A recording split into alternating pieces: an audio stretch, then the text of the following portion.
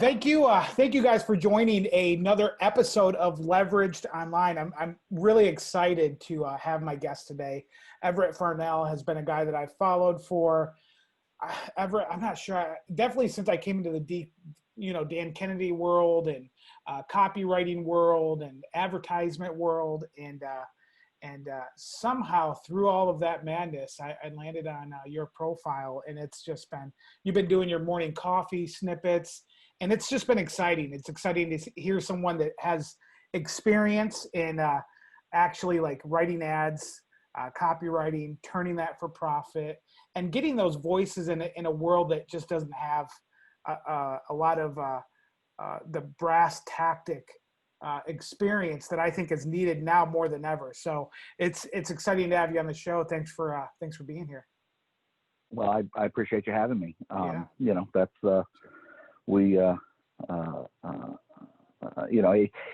I'm a firm believer that entrepreneurs are the only ones who can possibly change the world. That entrepreneurs are the only ones who can get us out of this ridiculous mess that we're in.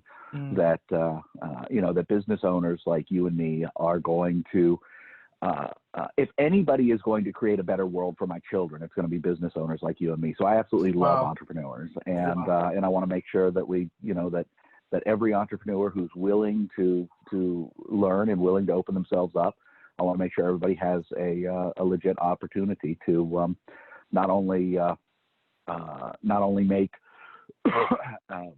not only have a successful business, but also build a substantial amount of wealth, and do so in a way that allows them to have plenty of time for their friends and family, and for life away from business. Even though a lot of guys I know, including myself, don't necessarily like life away from business.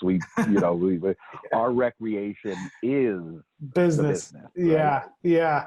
That's a great point. I think trying to figure out how to get away from it and turn it off is actually more difficult than just staying in it, because it's the joy, it's the art, Absolutely. So that's exciting. I think, my grandfather, he was in the Korean War. They called them the frozen chosen. So it's a phrase that's used a lot, but I believe it originated back during the Korean War, a specific battle he was in.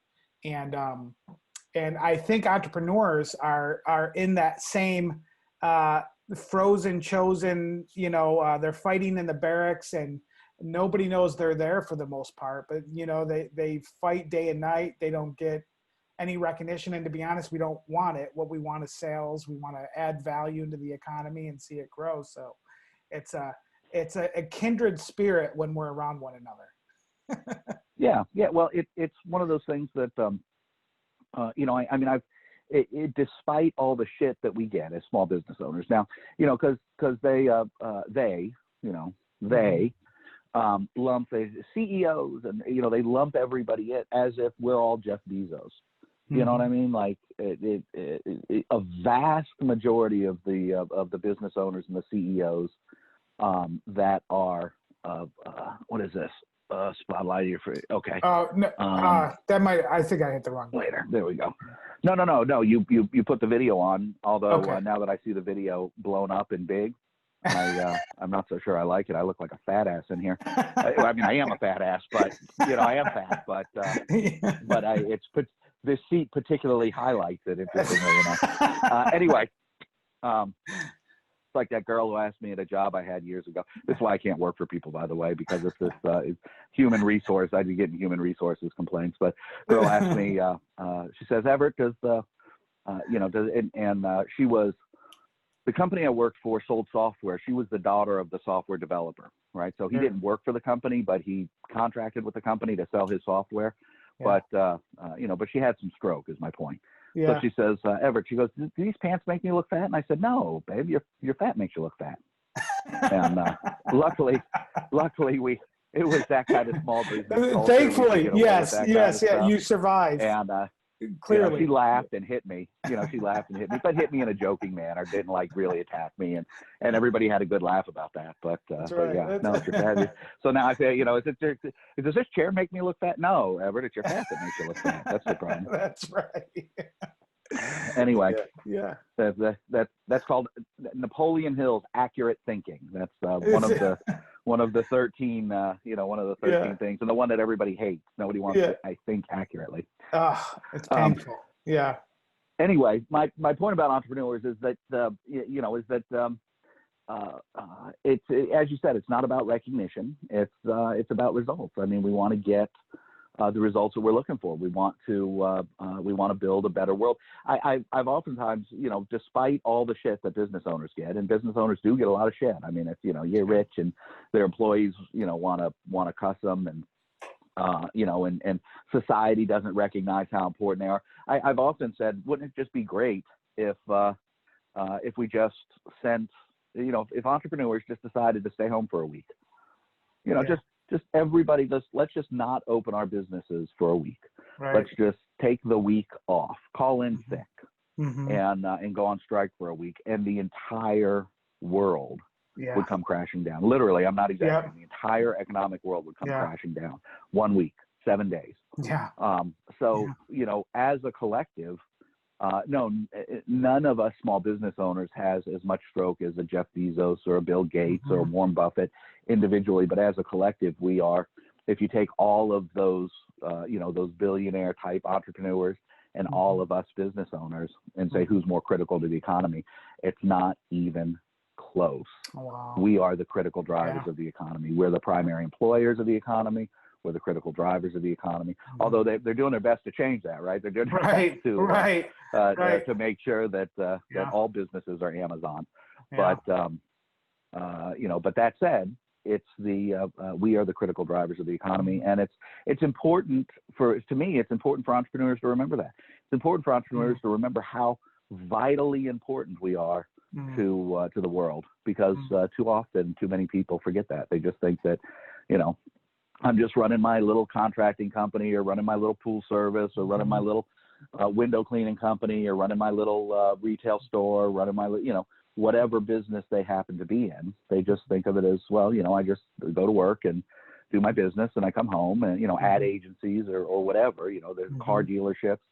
And they don't realize that they are a small part of what a small part of what critically drives what has dragged the world out of desperate poverty is entrepreneurial capitalism. It has raised the entire world. No, well, not the entire world. Okay, so there are still some places, there are still some pockets in the world, but by and large, entrepreneurial capitalism.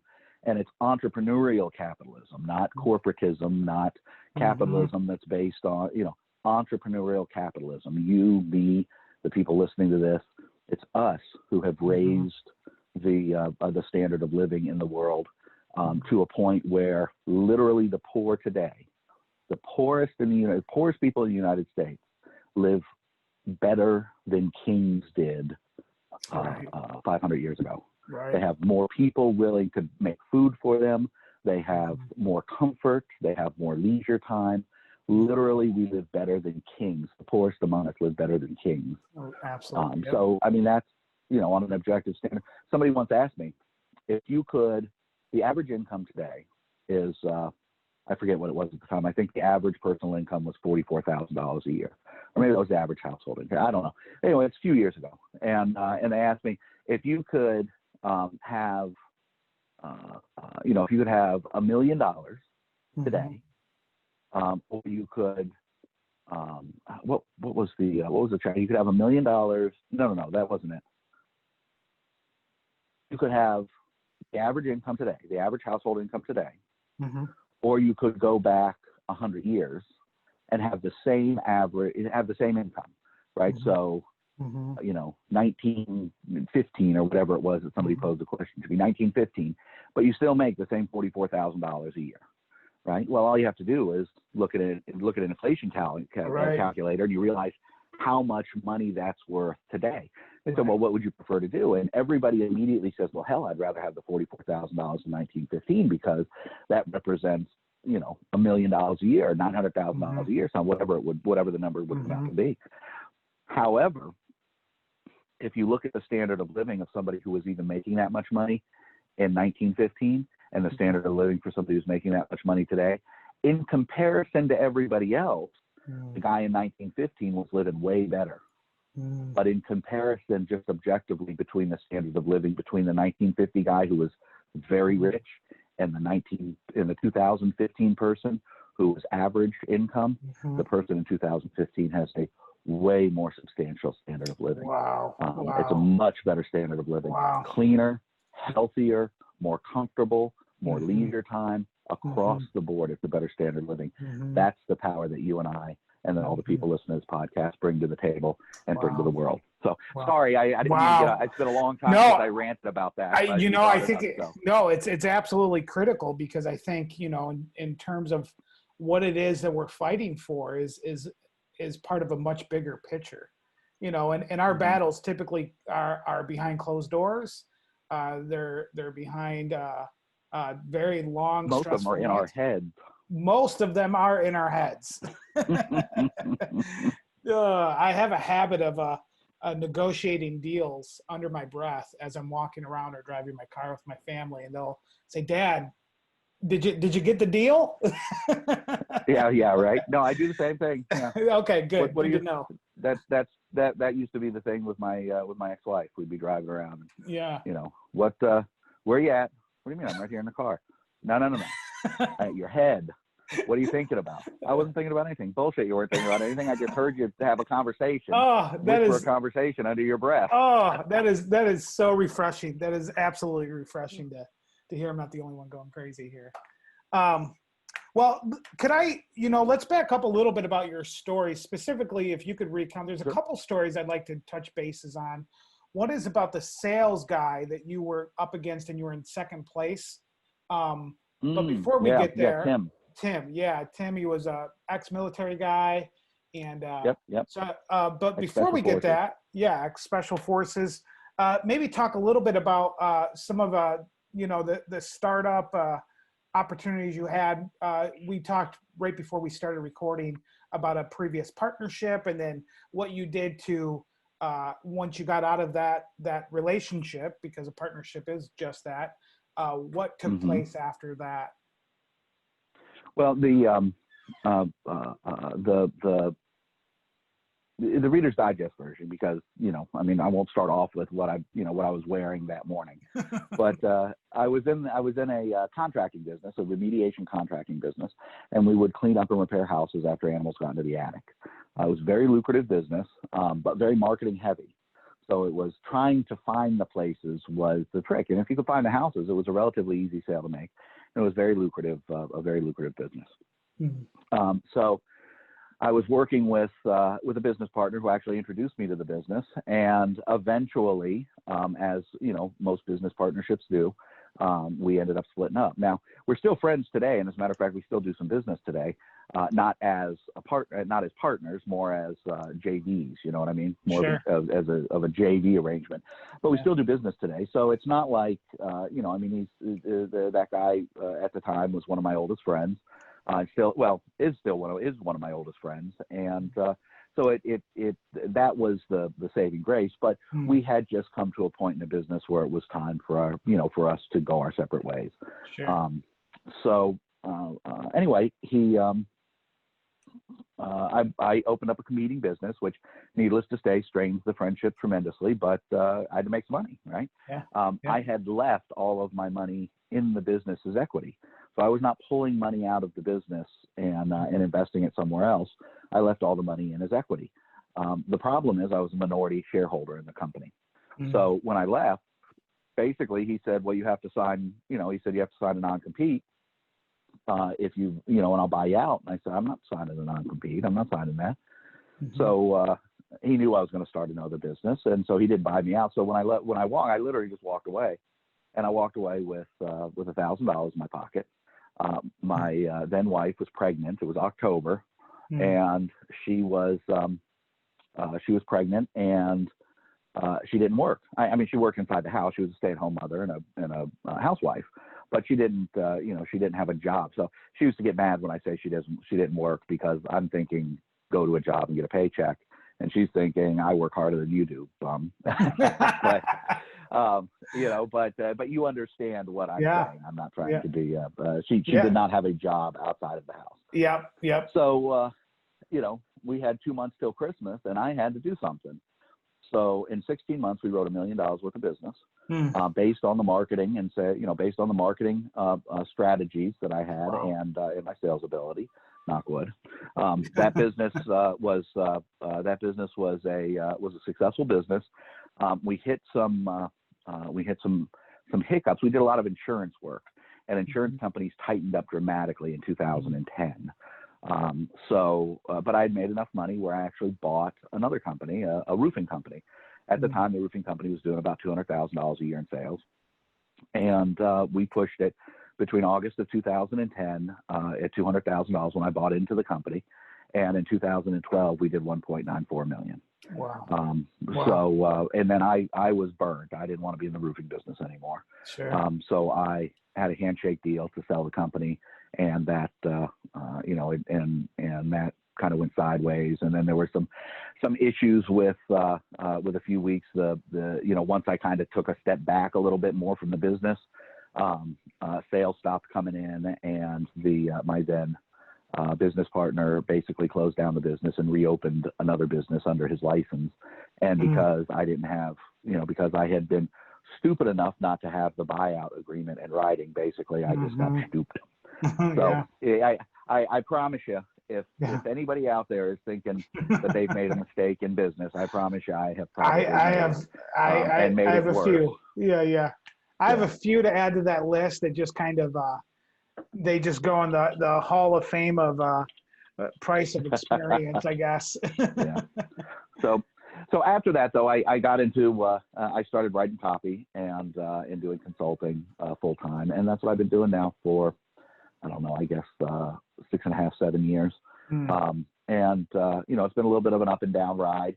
I have a problem in that I am extraordinarily lazy and I lack motivation.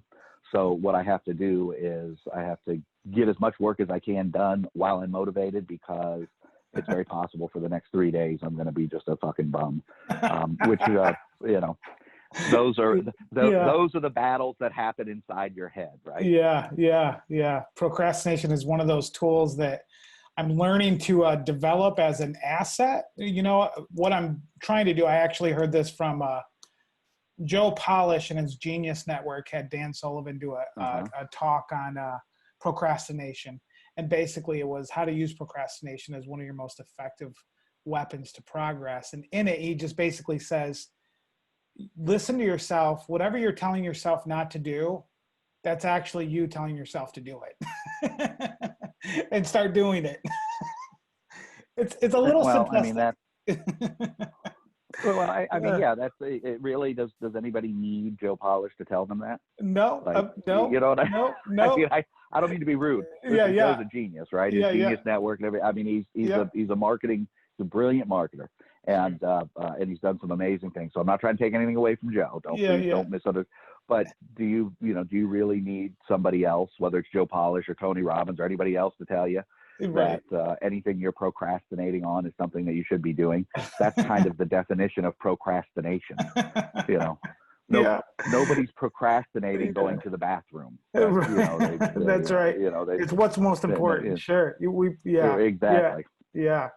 Well, I want to touch on, before we get into the story about Tim, something we had talked about previously as well was basically the journey that an entrepreneurial endeavor takes you on. And you had used the phrases, you start with information gathering, then you move to implementation, and then typically you'll come across like a crisis, and then you'll recapture that energy or that confidence that you had in that. And I think that's important for me right now. I'm I guess being birthed out of the info side and going, gathering the information doesn't pay the bills. We've grown organically. It's fun. Yeah, it is fun. But at some point it just collects dust. And so now we've started the implementation phase. And this is when it gets really exciting. And what I'm looking forward to is, just as you had mentioned, when you find the right ad, you find the right offer, it's a game Mm-hmm. change, just a game changer. So maybe talk about those phases of our journey. Okay, well, when somebody becomes hip to the marketing world, to the entrepreneurial marketing world, as we think about it, with Gary Halbert and Dan Kennedy and John Carlton and Joe Polish and Jay Abraham, you know what I mean? When people become hip to this world, it has been my experience, and I've been around for, I hate to admit it, but it's close to 20 years now. It's 15, 20 years, something like that. Yeah. But when when people become involved in this world, to me, they go through 4 phases. One is the information gathering phase, and that's the seminar junkie. That's the guy who is literally working to pay for his seminars and pay for his products. And he drives around in the car, and when he's driving in the car, he's listening, and he has all the CDs ripped, and he has them on his smartphone, and his wife is breaking his child. Why do you always listen to that marketing stuff while when you're with me? Can't you just watch TV with me? And what does it matter if I listen to what does it matter if I listen to Jay Abraham while you're watching TV? At least I'm not bothering you about the TV. No, I want you. Okay.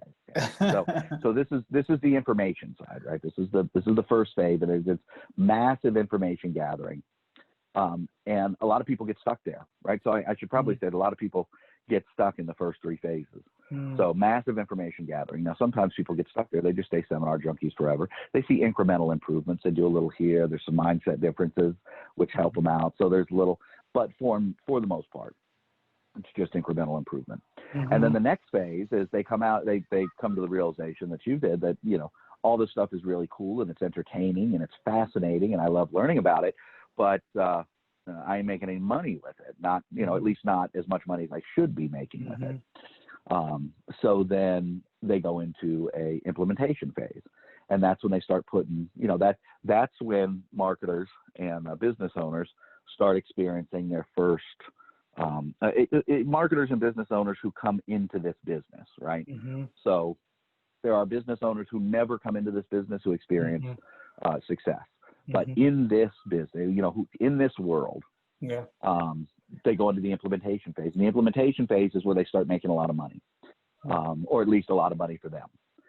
The problem is that there's probably still some underlying self-image problems. There's probably still some, there's a reason why they weren't making money beforehand. And there's a reason why they were so fascinated with grabbing all this information. So the problem is they generally have not quite worked all that stuff out yet. So they start making a lot of money, and then some exterior something happens. Either they sabotage, or some exterior problem comes along and sabotages them, and they, for lack of a better term, they get kicked in the nuts, right? And they just go down. So then there's so now once they've gone down, now they've got to fight their way back to confidence. So then that's the next phase, is that that's the third phase, is that you have had some success. And by the way, it arguably it's better to never have any success than to have a taste of success and then lose it. Like, that sucks, really. You know what I mean? Right. Yeah. So now you gotta get back, and you've got to rebuild your person. You got to accept where you are. You've got to come to peace with things that are happening in your world, and you've got to kind of build back up. Now that looks different for some people. That looks different for everybody. So if you think about, just to draw an analogy, if you think about an alcoholic, some people hit rock bottom when they're homeless and they've lost their family and they're about to die. Other people hit rock bottom when they get the first DUI. Other people hit rock bottom when they're, when they wake up, and they, like the Glenn Beck story, where he woke up the next day and the kids are like, "Hey, Daddy, could you tell us that story again that you told us last night?" And he realized he had no idea what story it was that he told them. Right. So there's the rock bottom is different for everybody. Yeah. But in that phase 2, chances are you're going to fall off and you're going to hit something, and then you're going to have to rebuild a little bit. Now, then once you rebuild, now you're building on a better foundation, and a better foundation mentally. You're a little more tough. You realize that shit happens, right? So stuff happens in the world. Exterior circumstances happen. You just got to roll with them. Bankruptcies happen. It's okay. It's not, it's not the end of the world. And then they move into phase 4, which is where they really set themselves up for lasting success in the words of Napoleon Hill. Dan, as a matter of fact, Dan Kennedy recommends. I'm looking for the book on my bookshelves, but I think it's on the other side. Recommends it as one of the best of the books that Napoleon Hill wrote, and it's Grow Rich with Peace of Mind, which is arguably so. That to me seems to be the fourth phase. So I don't know that I've ever shared those phases with anybody in a podcast before. I may have said something privately, but I don't think I've ever. And that's just observation. I mean, people's mileage may vary. That's just my observation from being around for 15, 20 years. Yeah. I think what's important there too is, under the underlying assumption there is it's not just the business that gets redeveloped, but it's really a psychological journey of the business owner. Absolutely.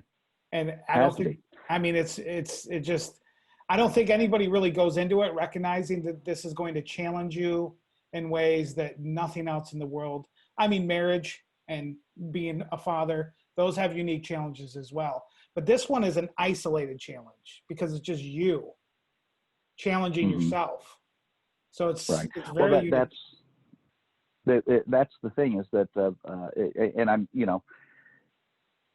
really a lot of people become very successful with never entering this world. Or maybe entering it just for a moment and getting away from it and saying, that's ridiculous, I'm not messing with that.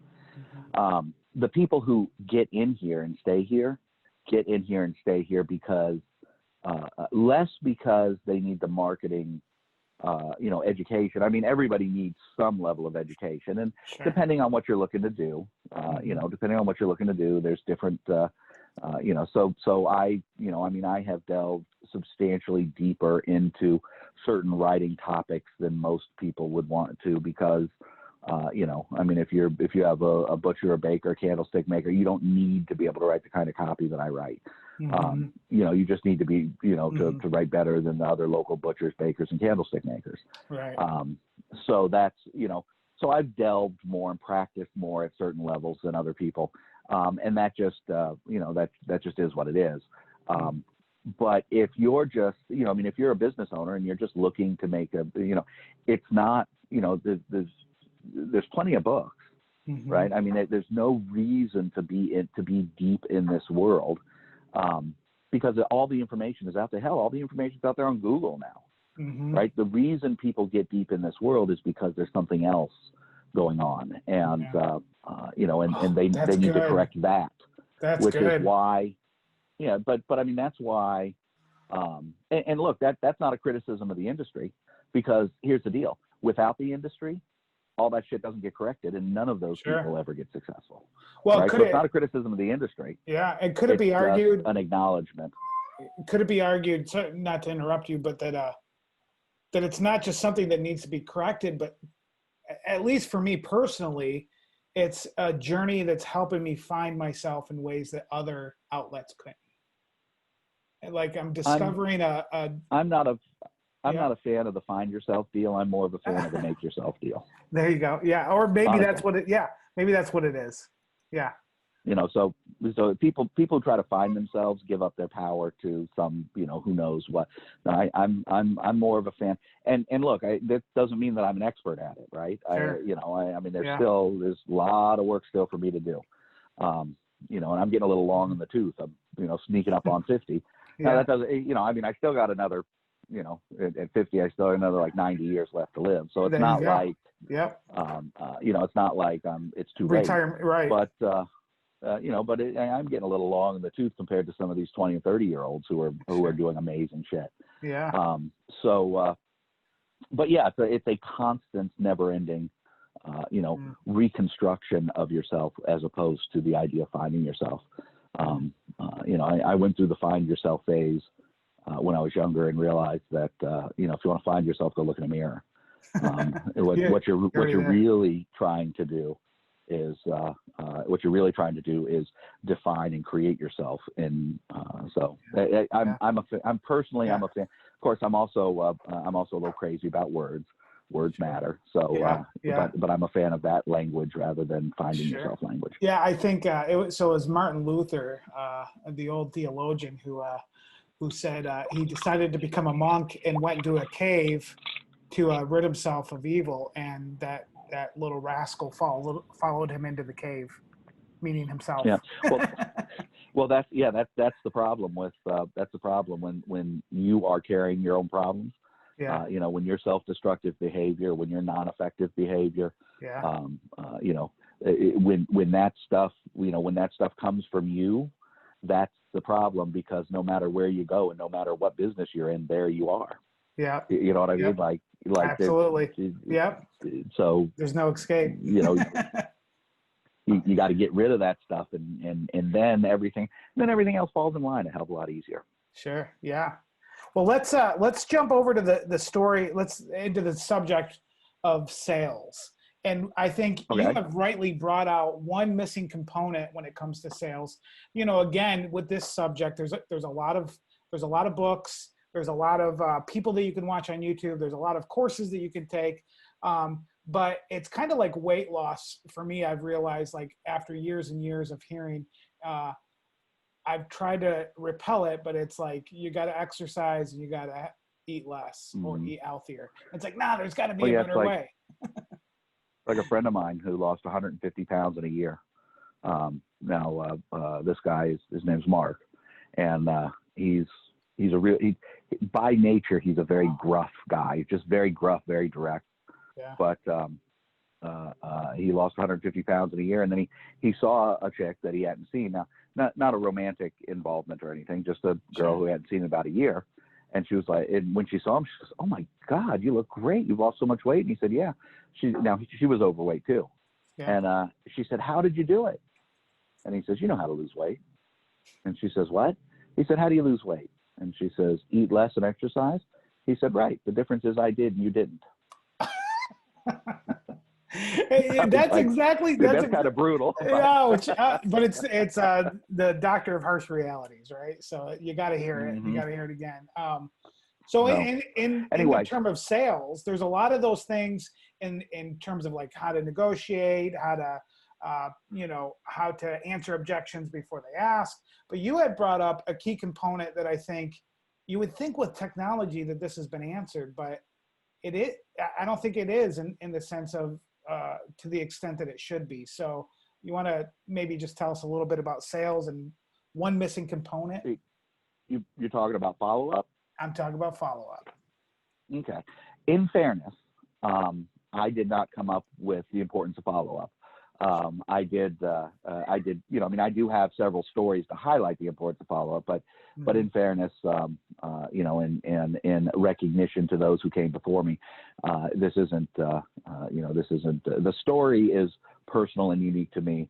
The concept is not unique, but it's important nonetheless. And as you said, too many people don't do it.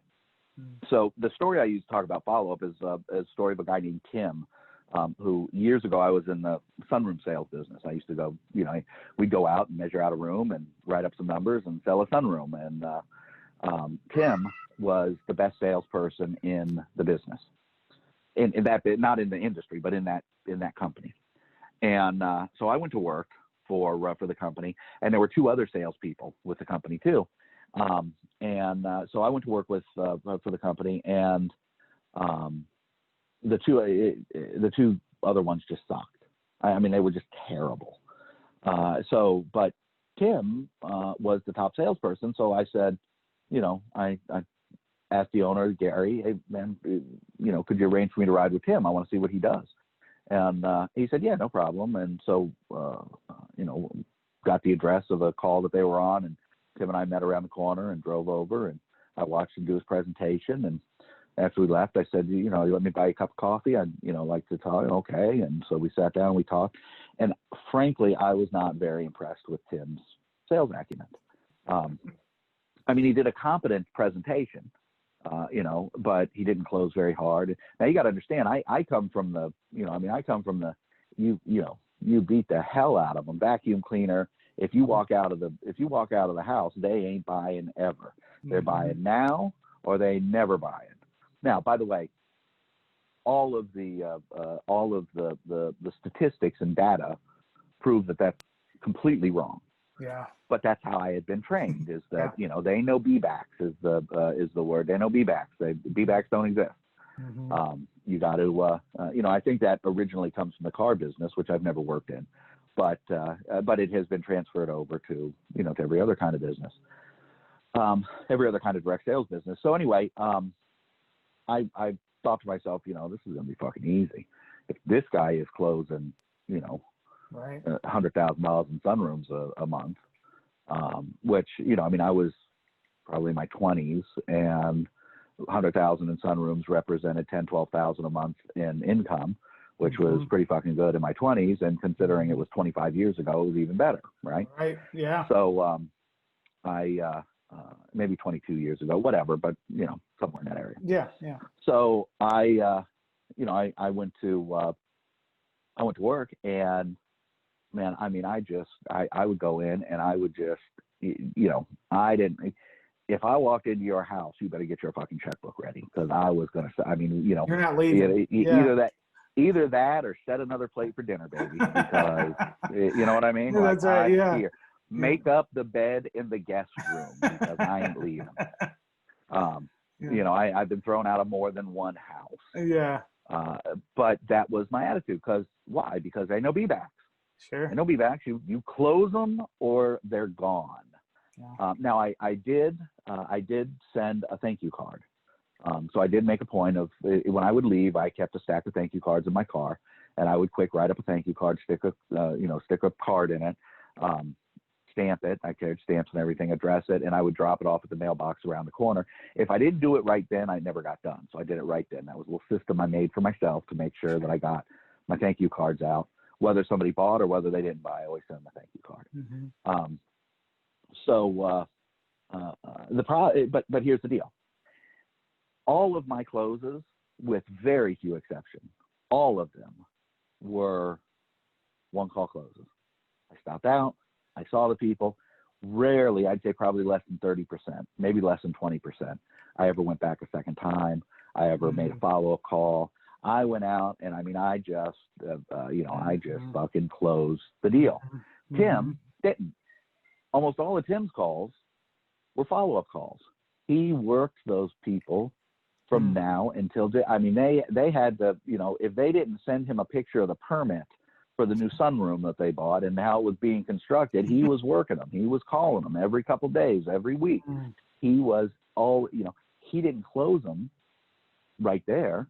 And now I don't know his statistics exactly, but if I had to guess, I'd say 70, 80% of his sales were follow-up sales. But the thing that pissed me off was that Tim always outsold me, often by just a hair. Just nothing. $1,000 or $1,500, sometimes by $5,000 or $10,000 for the month. But he always outsold me, and it drove me nuts. And in retrospect, I realized the reason that had I just been a little bit more follow-up, I would have destroyed his sales numbers. There's no way he could have competed, because I was a way better salesperson, but I sucked at follow-up. So, the inferior salesperson with proper follow-up skills will oftentimes sell more than the great salesperson who doesn't follow up. I don't want to say can't follow up, because that's ridiculous. Everybody can follow up, but who won't or who doesn't know to follow up. So follow-up is critically important in every business. Hell, in the roofing business, we made a substantial number of sales, because we were having a sales slump one day.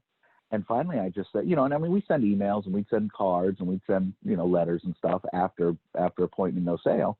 We had an appointment, no sale sequence that we followed. But one day I was just like, you know what, we got to get some fucking sales going on. So I told one of the girls on the phone, listen, go back and get all of the appointment, no sales that we had over the last 4 weeks and call them. And here's what I want you to tell them. I scribbled down a little script for, and hi, this is so-and-so from blah, blah, blah. And I'm calling because a couple of weeks ago we came out, we visited with you gave you an estimate for your roof. Have you had the roof done yet? Lots of them said no. I was really kind of surprised how many of them said no. And then the next line was the magic. Well, listen, we have some manufacturer incentives that have just come through May I set another appointment up with you so that we can come out and see if we can sharpen our pencil a little bit on your quote? Mm. Everybody who said yes bought. Wow. Everybody. Wow. Think about that for a second. Wow. Every 100% close rate on everybody who said yes to that script. Now, you tell me, Mm-hmm. how strong is that compared to what Mm-hmm. most companies do as far as never, never setting the appointment, or pardon me, never following up. So yeah, follow up is critical. Yeah. Got to do it. If you're not doing it, you're leaving a ton of money on the table. Wow, that's good.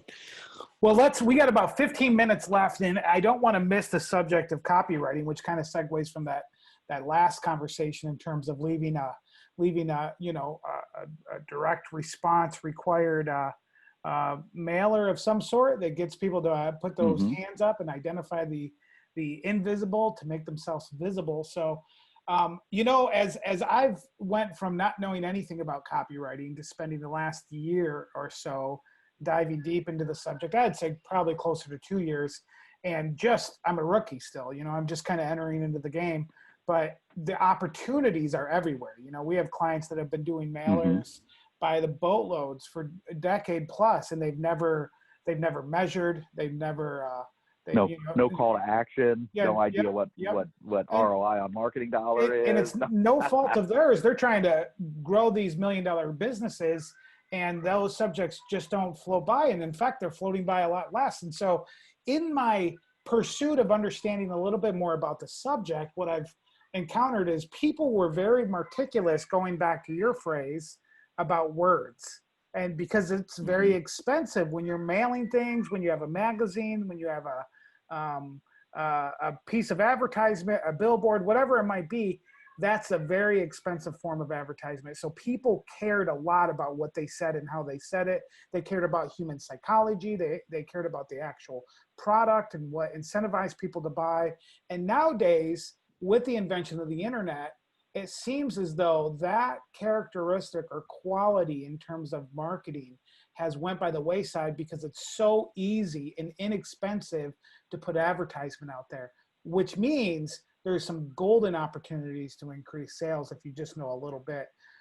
What do you see in terms of copywriting? What are some of the opportunities business owners have, and how radical can it transform your business just to know a little bit about it?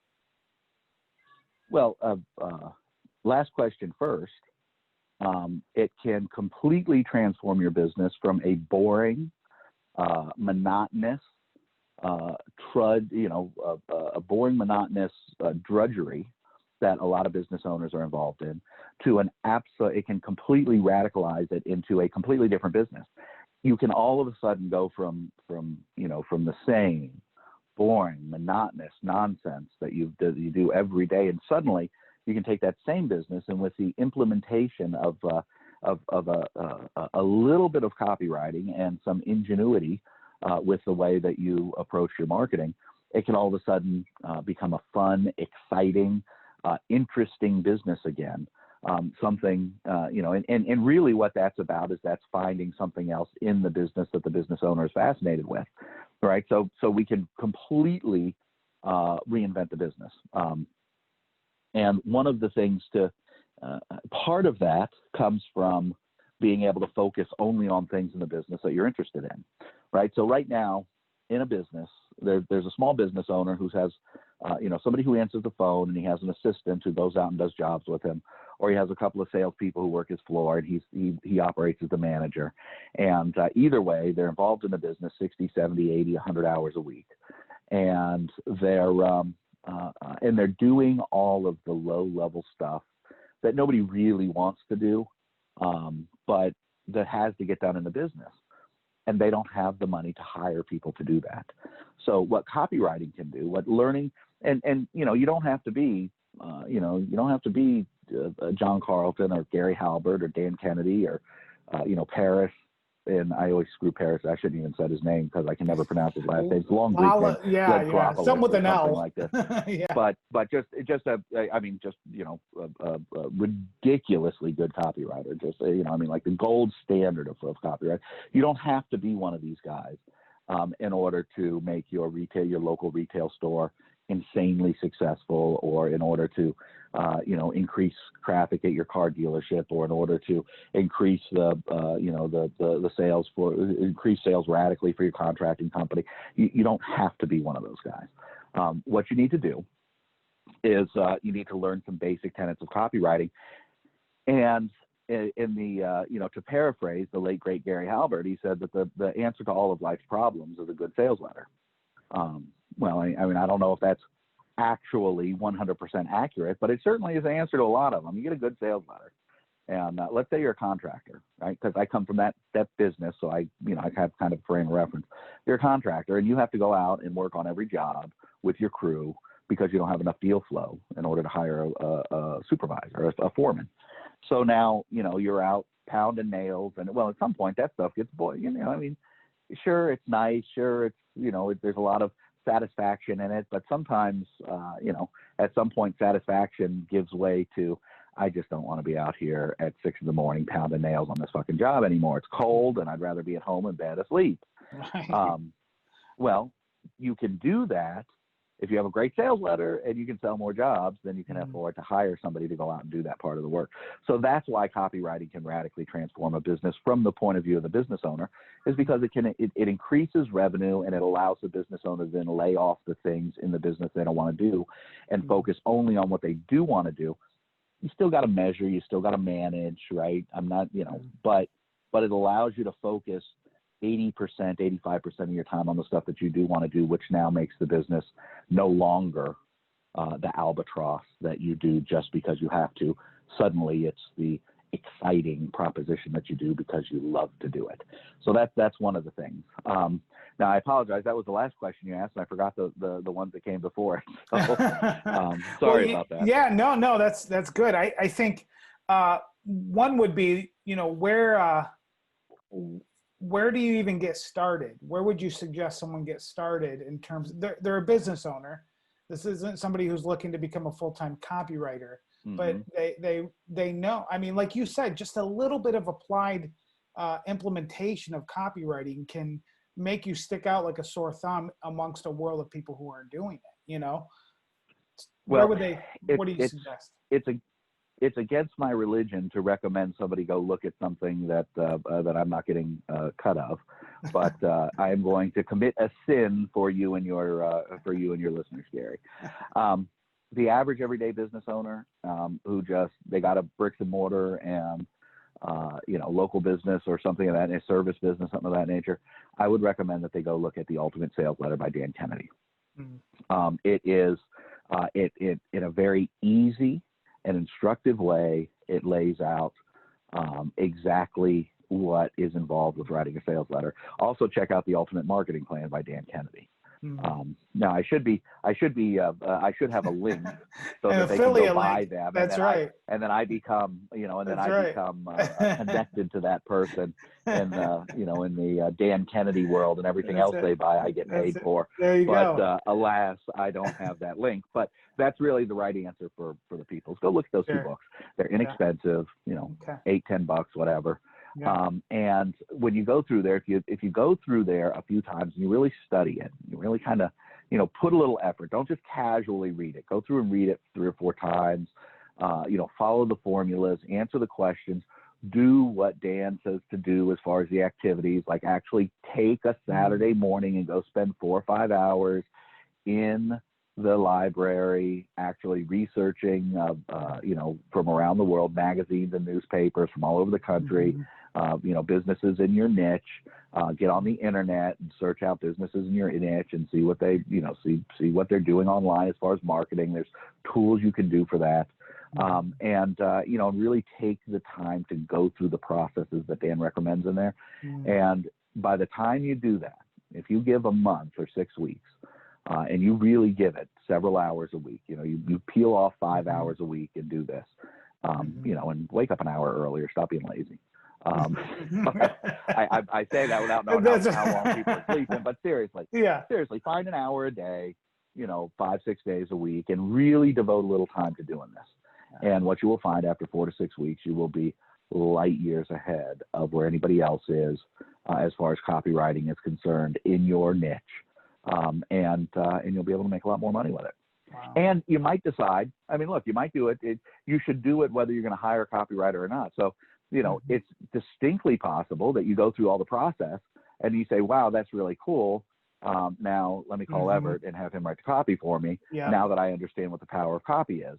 And, but now you can be an active participant because you're not just going, somebody told me that I should have a copywriter. Right. So what do I do? Now you can actually be an active participant, and that's a delight from a copywriter's point of view, because now actually, we can get something done because I have somebody who I can talk to. Yeah. It's much easier to get results for somebody if it's somebody who has some idea of what they want to get done. Exactly. Yeah. I mean, it's easier to teach somebody how to shoot a bow if they own a target. That's right. Same idea. That's right. Yeah. Yeah. Wow. That's great. Well, this has been fascinating. I could go a little bit longer here. I could actually go a few hours longer, but I'm not going to take all your time doing that. I guess for the listeners, where would be the best place to find out more information about you? Or let's say they do want to hire you as a copywriter, can they go to get that info? Best place right now is we're actually finishing up the design on the website. I'm not sure if it's live or not yet, but they can go to recessionrescue.co. Okay. Recessionrescue.co. EverteFarnell.com is getting revamped. And of course, I'm on Facebook. So if you just search Everte Farnell, and that's Echo Victor Echo Romeo Tango Echo. So it's if you search that, Farnell is Foxtrot Alpha Romeo November Echo Lima. Yeah. If that's too fast, just go back and listen to it 2 or 3 times. Hit rewind. I'll put the links in the show notes as well. Yeah. Okay. So that's I'm on Facebook. I'm on YouTube. I occasionally upload some stuff to YouTube. LinkedIn. You can find me on LinkedIn. So and you're doing the morning coffee stuff again, right? I am. I have not been as diligent about it. When I got I got 2 Facebook bans right in a row. Was basically offline for a week. Yeah. So I'm getting back into the momentum of it. I might just link to this podcast for today's morning coffee and marketing, because it's morning somewhere and I have the coffee. So what the heck? There you go. Well, I appreciate your time. I appreciate the insight, and I look forward to talking to you more online. Yeah, I appreciate it. Thanks for having me on, and anytime, let me know if I can. Let me know if we want to do it again or something. I'd be happy to. Hey, that'd be fantastic. Will do. All right. Thank you. Cheers, Gary. Take care.